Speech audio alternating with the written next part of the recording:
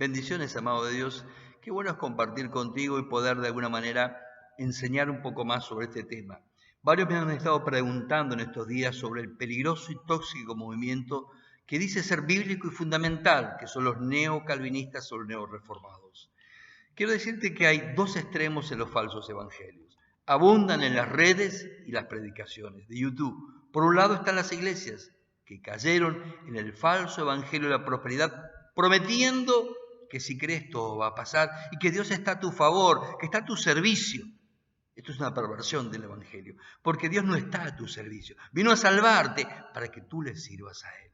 Ahora, como reacción a estos que se han apartado de la sencillez y pureza del evangelio, han surgido otros movimientos que van al otro extremo, los cuales son mucho más peligrosos porque, primero, nos enseña sobre ellos. Dos, se jactan de ser bíblicos y entre ellos están los neoreformados o los extremos calvinistas. Son grupos supuestamente fundamentalistas, los cuales también son un movimiento tanto sectario como tóxico. De aquí la preocupación por ambos extremos, pero hoy quiero hablar de este último. ¿Por qué? Porque hay poca enseñanza o advertencia sobre estos movimientos nuevos y engañosos.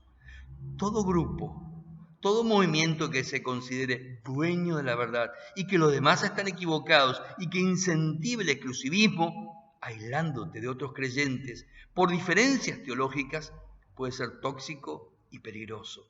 Este síndrome de estar en la verdadera iglesia enajena y es dañino. No es nuevo, pero se ha manifestado en estos grupos fundamentalistas. Calvino es un claro ejemplo de lo tóxico que puede ser creerse dueño de la verdad, porque no solamente llegó a perseguir a los anabautistas, porque ellos enseñaban el evangelio tal cual está en el Nuevo Testamento, bautizando a personas mayores que se arrepentían. En cambio, Calvino falsamente bautizaba a los niños y a los bebés y creyó en la supuesta doctrina pactal que él mismo creó y que no tiene fundamento bíblico.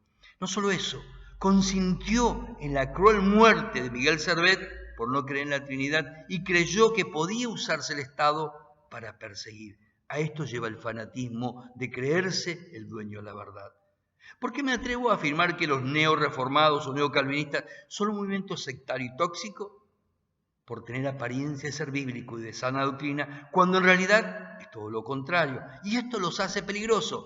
Manejan muy bien las redes, el uso para captar gente de otras iglesias, y esto que es un cuatrerismo bíblico, un pecado, una actitud pecaminosa, fue llamada por un pastor amigo, Rogelio, pescar en la pecera.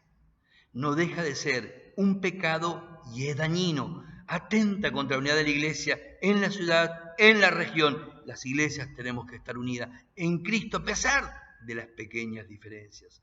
¿Qué dijo el Señor a los que tienen el complejo de ser la verdadera y única iglesia? O tener ellos, solamente ellos, la sana doctrina. Jesús dice a los suyos, y es válido para vos, para mí, hoy, en Marcos 9:40. El que no está contra nosotros está a nuestro favor. Palabra del Señor, palabra del Evangelio de Jesucristo. Aunque sea tu hermano pentecostal o de otra vertiente evangélica cristiana, podrá ser arminiano, pero no anda con el falso evangelio de la ira como el extremista calvinista o reformado. ¿A quiénes atrapan estas iglesias o movimientos fundamentalistas que se ufanan de ser sanos en su doctrina? A jóvenes por su idealismo, a personas heridas por otras congregaciones que también se apartaron cayendo en otros excesos, a disconformes que se han nutrido de las abundantes críticas que hoy hay en las redes de los ministerios dudosos y personas con ciertos problemas que evidentemente no van a escapar del juicio de Dios. Pero sus vidas están llenas, estos mismos que hoy integran estas iglesias, están llenas de decisiones que muestran y evidencian que, aunque no crean hoy, dicen ellos, en el libre albedrío, sus decisiones, sus vidas muestran que no hubo soberanía de Dios en ellos y que ejercieron mal el libre albedrío. Los atrapan. ¿Por qué? Porque al poco tiempo son permeables por su forma y neurosis, se vuelven arrogantes y adictos a sentirse los únicos y con un espíritu de separatismo digno de un fariseo moderno. Veamos una enseñanza que muestra lo apartado que están en la Biblia, aunque se jacten de ser bíblicos. Ellos afirman falsamente: Dios no ama al incrédulo, solo ama a los escogidos. Nada es más nocivo y sectario que este pensamiento contrario a la gracia y al Evangelio de Jesús. Este tipo de sectarismo se centra en la ira de Dios, que es real. Dios un día va a llevar a juicio a todos. Pero estamos en el tiempo de la gracia, donde, como vamos a ver al final, el anhelo de Dios no es condenarte, sino que ninguno se pierda. Entonces de aquí vamos a un tema que también divide las aguas: la predestinación. Los elegidos, ellos olvidan que el Evangelio es la obra amorosa de la gracia de Dios por los pecadores, que la elección es claramente definida en Efesios 1:4, donde la pregunta incorrecta es: ¿por qué Dios me escogió? No es la pregunta correcta. ¿Para qué Dios te escogió? Porque la elección o predestinación tiene que ver con los propósitos de Dios. Jesús no solo ama al pecador, murió por todos. En cambio, ellos enseñan: solo murió por un grupo selecto, los escogidos. Estos no han entendido el Evangelio de Jesucristo. Además, el Nuevo Testamento no avala la afirmación. Jesús nunca dijo: Jesús murió, que Él murió o habría de morir solamente por los escogidos. Es verdad que la salvación es realizada por Dios. Dios toma la iniciativa, en la cruz muere, pero también es cierto que el Evangelio comienza con una demanda a la voluntad del hombre. No estoy hablando de sinergismo. No podemos ayudar a Dios en la salvación que Él pagó y proveyó. Dios demanda: arrepiéntanse. El Evangelio es una propuesta que demanda una respuesta y es buena noticia para ser aceptada o ser rechazada. Los calvinistas extremos enseñan que la gracia es irresistible, pero la Biblia no avala tal cosa. Algunos escogen resistir la gracia de Dios, como claramente Esteban nos recuerda en Hechos 7:51. Este texto es muy claro sobre esta realidad de que podemos resistir la gracia de Dios. Dice Esteban: duros de cerviz e incircuncisos de corazón, de oídos, ustedes resisten siempre al Espíritu Santo, como sus padres, también ustedes. Otros ejemplos de resistir la gracia están en Nehemías 9:30, Isaías 63:10, siendo el pueblo judío precisamente en varios momentos de su historia un claro ejemplo de desobediencia y de resistir el llamamiento y la elección de Dios, como claramente Esteban lo señala en este pasaje de Hechos 7:51 y los otros pasajes que he mencionado. Algunos van a decirte, esta es otra clave de ellos: un muerto no puede responder. ¡Qué argumento tan falso y falto de criterio! Muerto significa separado, alejado, distanciado de Dios. No es sordo, no es sin voluntad. No se manda a predicar el Evangelio a los muertos, a los incrédulos, a los impíos. ¿No estábamos nosotros muertos antes de abrirnos a Dios por el obrar del Espíritu Santo? ¿No dice que somos impíos y pecadores antes de creer en Jesucristo? Romanos 5:8. Es correcto que por nosotros mismos no podemos ni entender ni responder al Evangelio. Necesitamos la ayuda del Espíritu Santo para que Él abra nuestros ojos, abra nuestra mente y entender nuestra condición delante de Dios. Pero ese accionar es a alguien muerto espiritualmente hablando. Por otro lado, aunque el Espíritu Santo abre nuestro entendimiento, no te va a forzar, no actúa violentamente. No somos marionetas como pretende el hipercalvinismo, sino personas llamadas que por la gracia de Dios podemos responder a lo que Dios ha hecho o rechazarlo.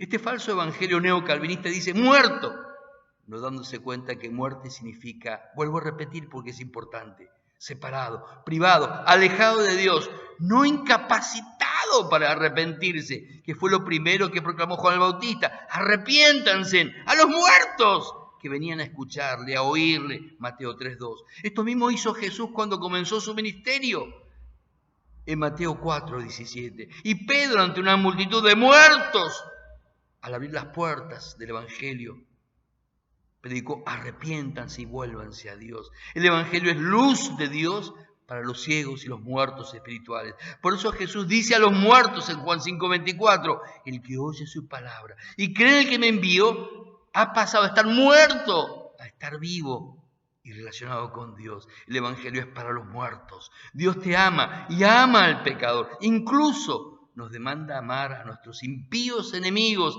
en el Sermón del Monte. Enseñar que Dios no ama al pecador o incrédulo es una tremenda y peligrosa aberración del Evangelio. Un Evangelio falso, engañoso, cuando hay muchos textos que refutan esta falsa doctrina humana.